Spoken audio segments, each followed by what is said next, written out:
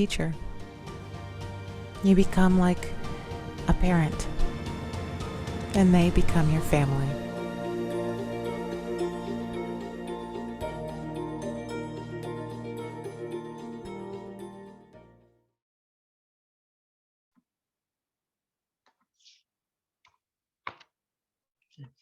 Hey, good afternoon. Welcome to this NCEA 2021 live session entitled Growing the Next Generation of Leaders, Leading from the Center by our presenter, Ann Halloran Tortora. We invite you to actively engage with this presentation using the messaging and questions functions in the event platform. At the conclusion of the session, you will have the opportunity to complete a post-session evaluation and provide feedback that will also track your participation in our sessions. If you run into any problems, we invite you to refresh your page or use the help section on the event platform. Now, Ann, thank you for being with us here at NCEA 2021, and we now turn it over to you to begin. Thank you very much, Sterling. This is an honor. This is a huge honor, and I'm very grateful for the opportunity to be with you today. I want to thank NCEA for inviting me to share this time with you. I have to say that I looked through the advance enrollment for this session, and all I could think of was that I would love the opportunity to see your faces and learn about you, your schools, and most importantly, your students. Right now, this is the menu for this afternoon session. I'm going to be sharing thoughts with you about our identity as Catholic school educators, what we are charged with as we pass our legacy on to our students, something that is very close to my heart, the Jesuit value of cura personalis, styles that we find in leadership that we meet and come across every day, the role we play in developing leadership in our students, and hopefully we will have time for any questions you might have. A little bit about St. Bernard School. We are a 612 school in the Zavarian Brothers Schools, Sponsored Schools Network, and we're located in the Diocese of Norwich, Connecticut. Yes, our mascot is actually a St. Bernard, and this is a sketch of Butler, aptly named for Butler's Lives of the Saints. He was mascot at St. Bees from 1998 to 2005, and our family was honored to be owned by him. A little bit of history. I'm in my 30th year of teaching, and my students, and I ask that you forgive me if I slip and refer to them as my kids, have ranged from developmental kindergarten through doctoral students. As the director of music at St. Bees, I teach content for instrumental and choral ensembles and advanced placement music theory. I'm also a co-curricular advisor. For nearly 12 years, I was the only music educator in my school. Here in Connecticut, our certification is music pre-K through 12. And as an undergrad, I knew that I wanted to be able to honor that endorsement. And I actually dreamed of teaching here at St. Bees. I can tell you that aside from COVID-19 restrictions, I continue to live my best life as a Catholic educator. If you think that my plate is full, it is, but I've survived carrying that plate because I've been able to recognize leadership in my students and get them to do the same for themselves. My work as a solo artist in my school is what led me to ask the big questions. First, who are the leaders in our schools? Next, how do we contribute to their development of leadership identities? And finally, exactly when do our students start to lead? This session is part of the program Beyond Academics track, so I'm hoping that we have at least a few teachers of the performing and fine arts, coaches, campus ministers, and others like us. I don't have to tell you that COVID-19 has really rocked our worlds and led us to do things that we never dreamed of when we were undergrads. I'm going to speak to you now about what I hope you will recognize as our reality before the pandemic rolled through our buildings. When people ask me what it's like to teach music to middle and high school students, I tell them that it is definitely like an arranged marriage when the couple doesn't meet until they are at the altar to exchange their vows. For educators, especially during the past year, we've come to our rehearsal spaces or classrooms ready to reach the heights while bringing every ounce of creativity we have with us. Now, I love my students very much, but I have to be honest with you and tell you that I am almost always faced with one or two skeptics. These are students who might even give me the side eye and challenge me to get them on the music bus. But at the end of the day, what we're all expected to do is just make it work. I told you that 12 years of my teaching has taken place with my students and me just trying to make it so. And in all humility, we have succeeded, but not without taking time to reflect on the tools we have been given. That's one another and our music, and trying to figure out what each of us was bringing to the table. At the start of each year, my students and I work to reflect out on our leadership styles. And this is where the gift of reflection comes in really handy. As educators, we accept the fact that we participate in molding our students from the time they enter our classrooms and even beyond. That's a point that I'm going to return to as we move through this session. Our teachers mark us with receptive leadership. These are what our teachers leave behind after they've organized their classrooms, directed us to complete our assignments, engaged with us about our work, and anything else that we observe in them as they participate in what we normally would see as a hierarchical position. As teachers, we go on to express leadership. I'd like to say that we developed that leadership style on our own, but research tells us that we carry what we've experienced from our earliest days as students with us. Our teachers are with us as we move forward throughout our developing leadership styles. Here's my gentle reminder for this part of this portion of the presentation. When we practice leadership, we do it in one of the most public forums, also known as we do it in front of our students.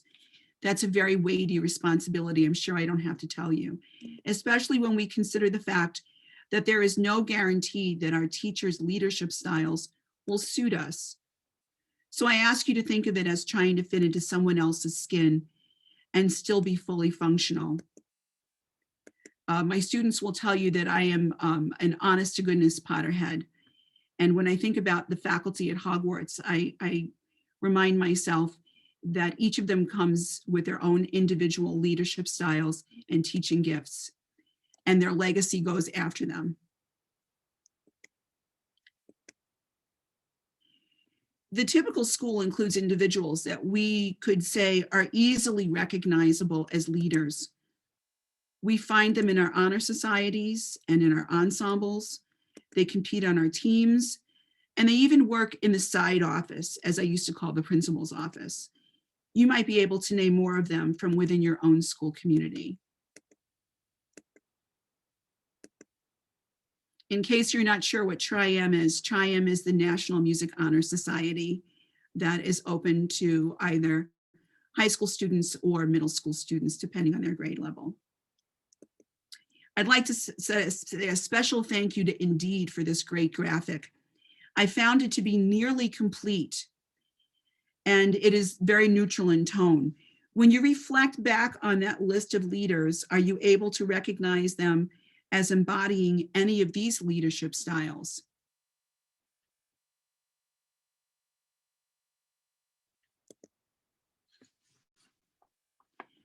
When I list the student leaders, I feel as if I'm on a very slippery slope.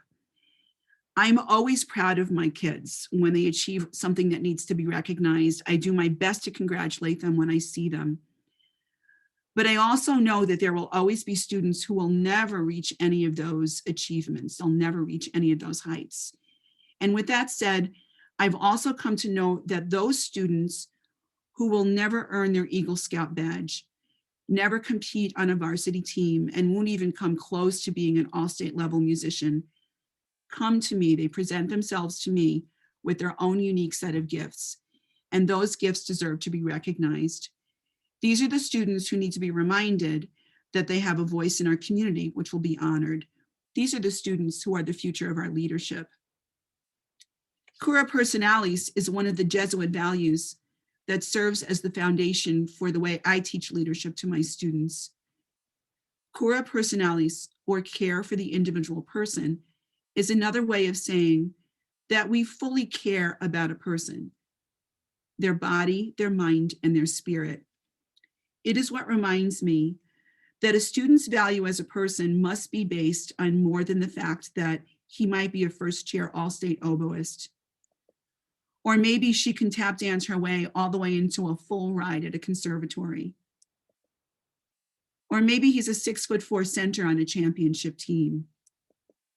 By the way, number 41 is actually one of my kids.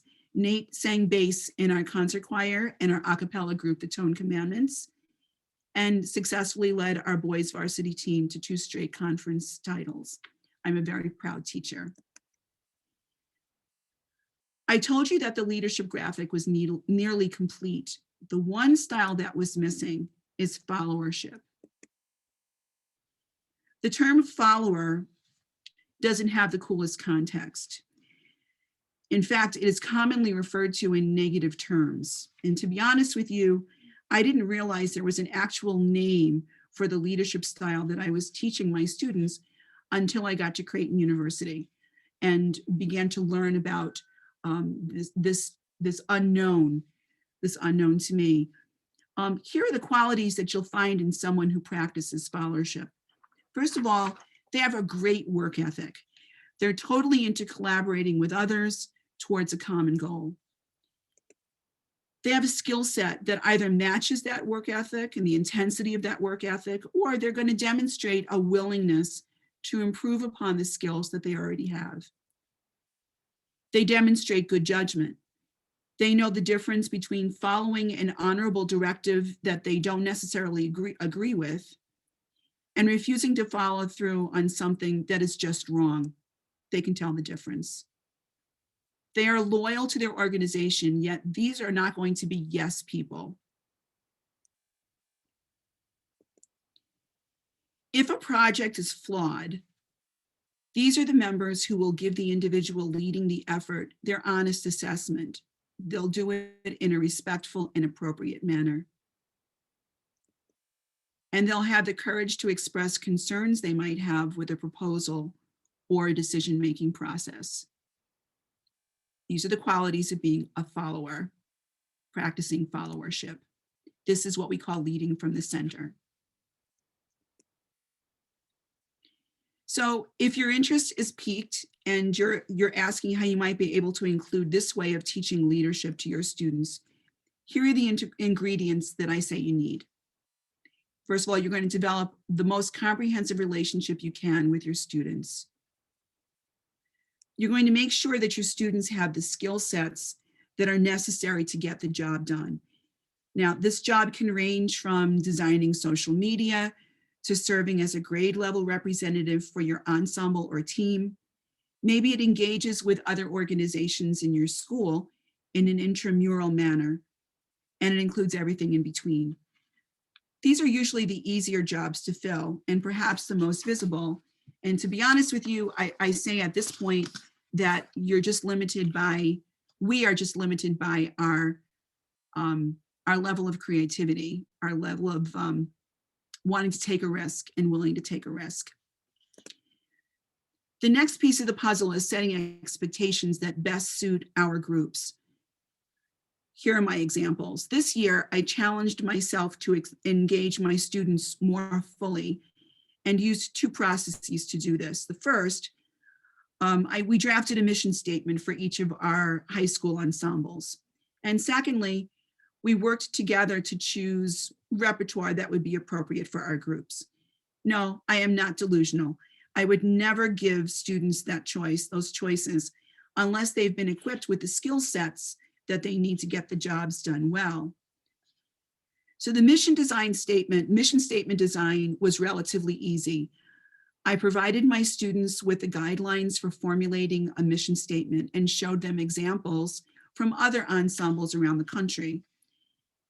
My students were then asked to write a sentence expressing what their ensemble experience meant to them as individuals. Following that, they were put into groups randomly in order to discuss their responses and then do their best to boil the responses down to 3 themes. Each group appointed a facilitator and a scribe. When time was called, they came together to share their themes with the rest of the group and then to provide rationales for their choices. After that, we came to depend on technology and solicited final responses via Google form. Each member was asked to select their top 4 responses from the overall list, and the top results were compiled into our new mission statements. In the case of my symphonic band and concert choir challenge, they had already had an entire semester to acquaint themselves with the makeup of their groups. They grew to know their musical strengths and weaknesses, and at the same time, they were prepared to go through this process. On my side of the equation, I compiled a list of pieces that I felt would best suit the group's playing abilities and also make sure that I was meeting curricular standards that we have set. Following that, we watched the best YouTube performances that I could possibly find for each of the pieces. I wanted to give them the best examples I could. Students were given information on each piece. What was the piece's instrumentation? What is its voicing? What is the genre? What is the grade level?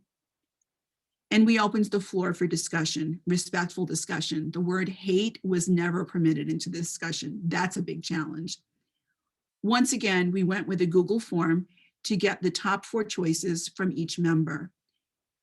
The groups were given the following guidance. First, choose widely. Secondly, choose in the best interest of the overall group. Finally, if you choose a piece, commit to it, and the rest is history. We've already entered our 4th quarter, and both the mission statement and repertoire challenge have been successful. We'll do it again next year. The foundation needed to provide stability for both challenges was nurturing their comfort zone so that it would include being part of the decision process. What I've come to realize is that some students just don't want to be part of making a decision.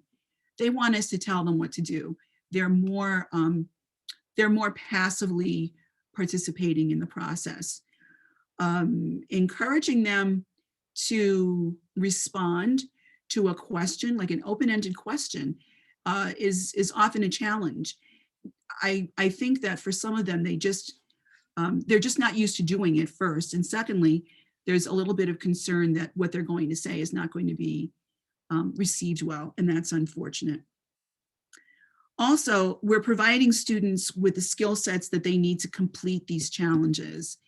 I would not do this without having prepared them with an understanding, for example, of how do you put together a mission statement, or why are some musical pieces graded at 6 while others are graded at 3.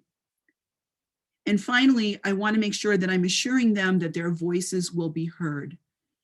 That has become a big deal for my students, and getting them to understand that they don't necessarily need to be a senior to have their voice heard. They don't need to be sitting in the first chair to have their opinion valued. And it's been very heartening to be able to observe my older students bring the younger ones along in this process, encouraging them to do it and affirming the fact that it's all going to be okay. It's a safe space. I know that we're all coming to this point in the discussion from a variety of settings and very diverse needs. If you are interested in introducing this type of leadership education to your students, I have 3 set questions for you to ask yourselves. First, do we trust our students? I always say that I teach saints, not angels. That's not a pun. My kids are great, and they bring me tremendous joy, even on the toughest days, but they can also be goofballs who don't always make the best choices.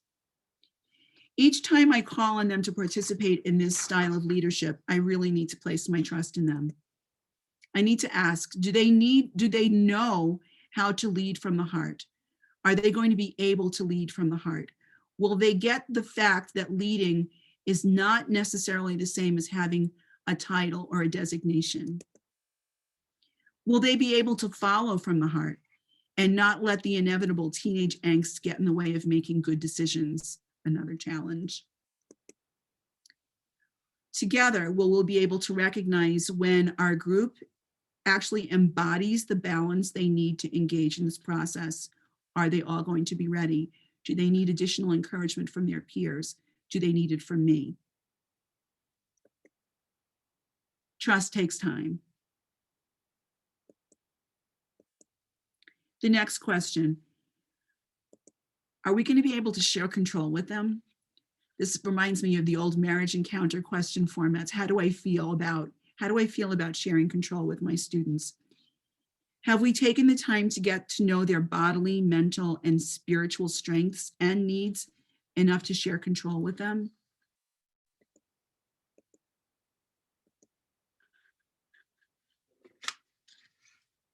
If you've got an upper level ensemble,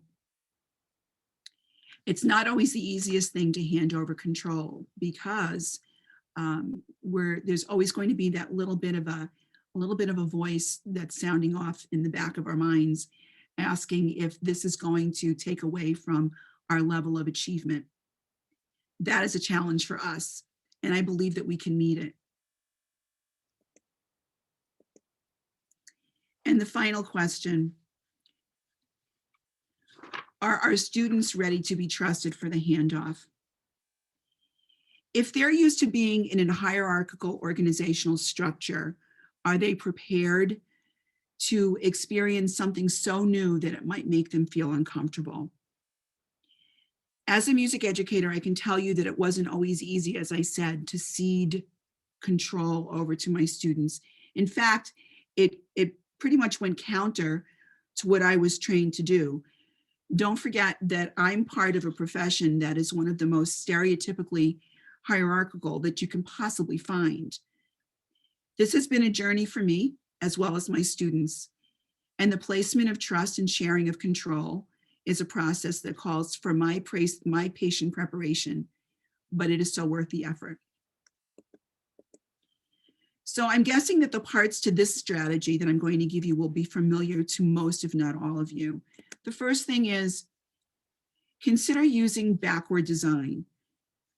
Envision what you want for the end result. If you're considering utilizing this for the coming year, invite your students to become part of the preparation.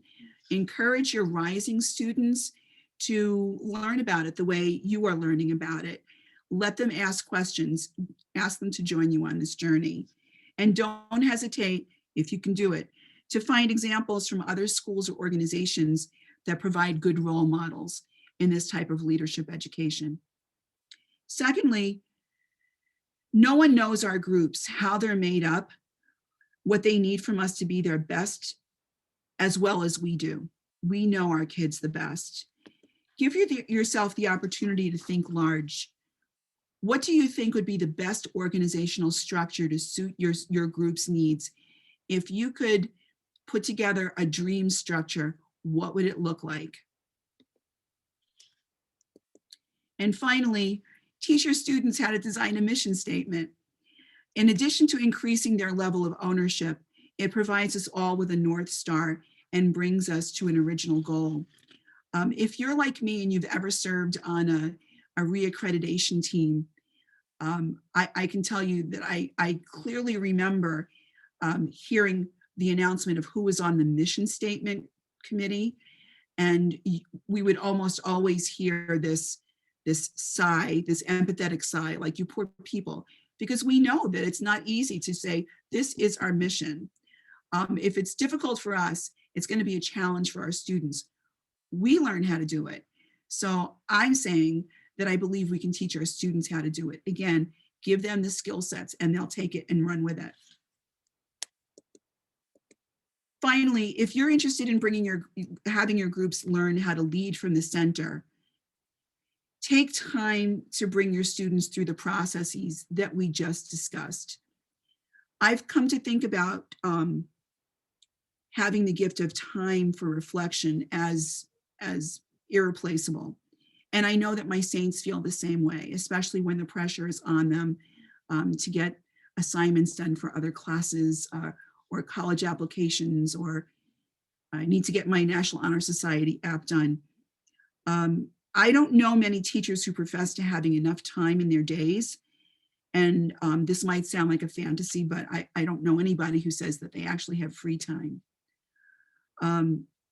Moving from a more typical organizational structure that we would normally find in our schools is one that calls for the placement of trust and the sharing of control. It also calls for us to do it in a timely fashion. I don't believe that it can be rushed on our side of the equation, and it certainly can't be rushed on our student side of the equation. So again, there's that gift of time.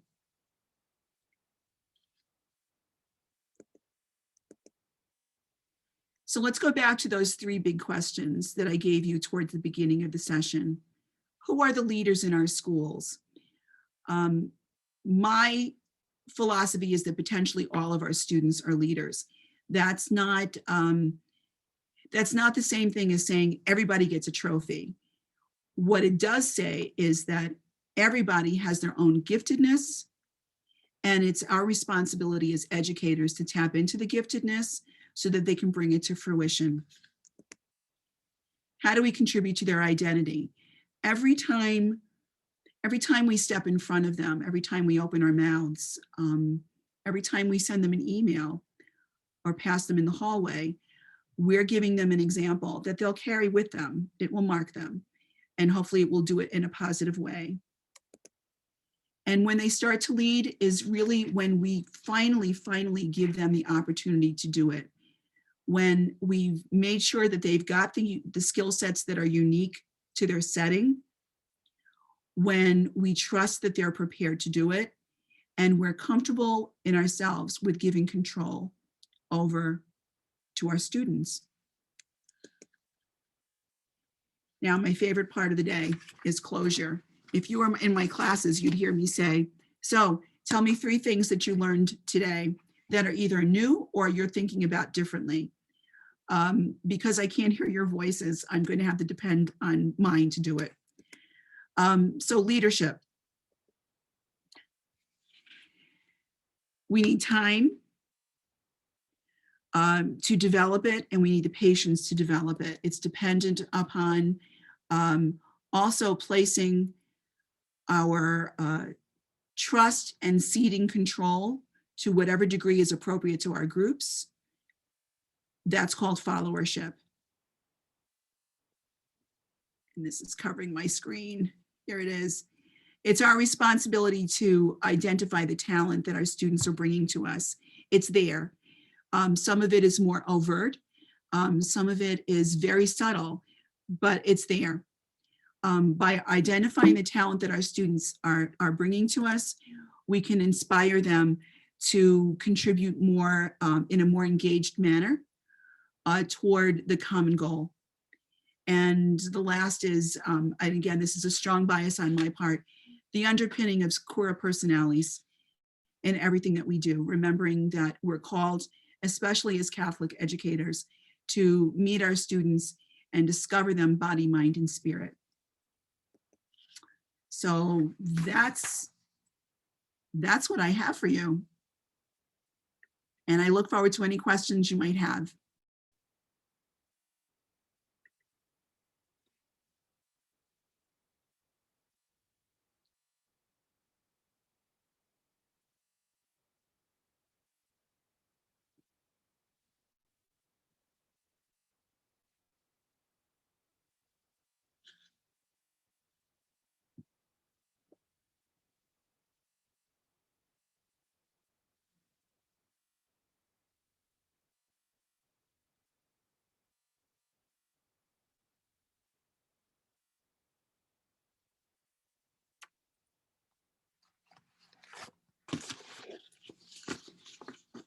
All right. Well, yeah, thank you for attending this live session at NCEA 2021. Please make sure to complete the post-session evaluation and use this opportunity to check out our other live and on-demand sessions. our learning lounges, our virtual exhibit hall, and so much more. If you cannot think of any questions at the moment, you can contact Ann directly within the platform. Okay, and we'll see you soon. Have a great There's a afternoon. comment. There's a comment. Oh, I see you have one. All right. Okay. Yeah. So Laura, thank you so much. Thank you so much. And thank you, Katrina. Thank you. This is one of those times, like I said in the beginning, I would love to know about your programs and how you are, how you're considering how to develop leadership in your students. You can reach me by email, tortora, Tortora, at Saint spelled out, SAINT. I'm going to type it in the chat. I'm also on Facebook. That's me. And a Tortora at Saint spelled out -Bernard, like the dog, BERNARD.com. And please, by all means, stay in touch so that I can learn from you and find out how we're becoming agents of change. And I hope God will bless us with the opportunity to cross paths.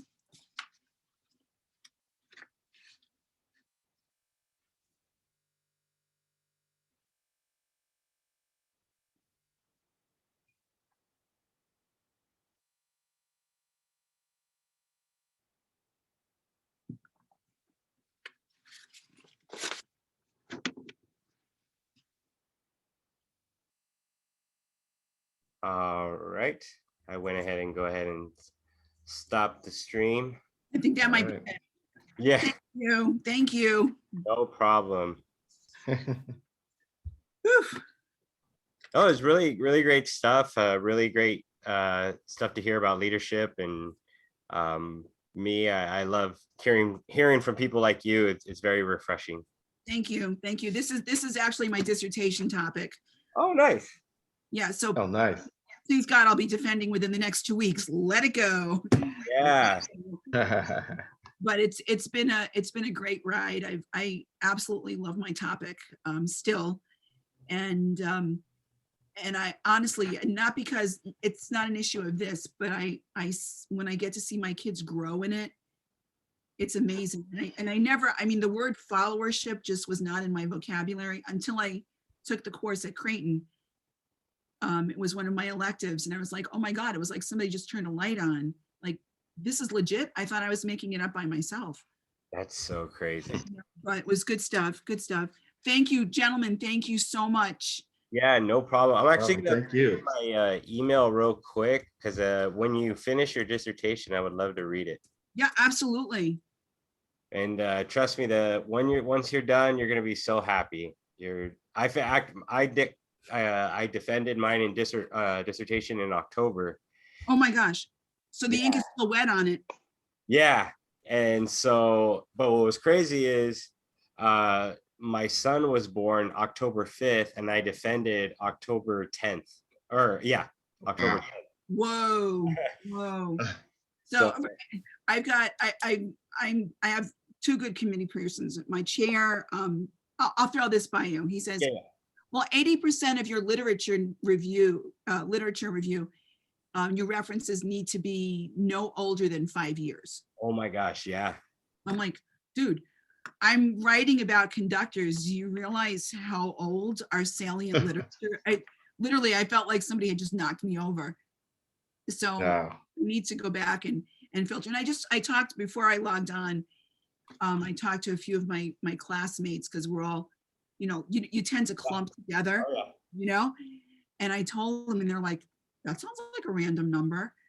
I never did that. I'm like, oh my God, please. I just, you're writing for an audience of one. Yeah, it's like for me, I had to make a code book. I told my classmates, I'm all, did any of you guys had to make a code book? And they're like, no, none of us had to make a code book. I had to make a code book. All of my, instead of, I was saying 21st century learning skills, and she was like, no, that doesn't make sense. We're already past the 21st century. I'm just like, wait, what? So she's asking me to do different type. She got mad at the way that I said, like what traditional learning is. Yeah. And then she was just like, you need to tell me what traditional learning is. So trust me, I know you're, yeah, but you know what? Just keep at it. Yeah, I know. I think the biggest challenge has been, this was my first time being out of the nest of musicians and music educators, because my undergrad and my grad degrees were Yeah. in music. Mm. And I love Creighton, and the interdisciplinary degree is amazing.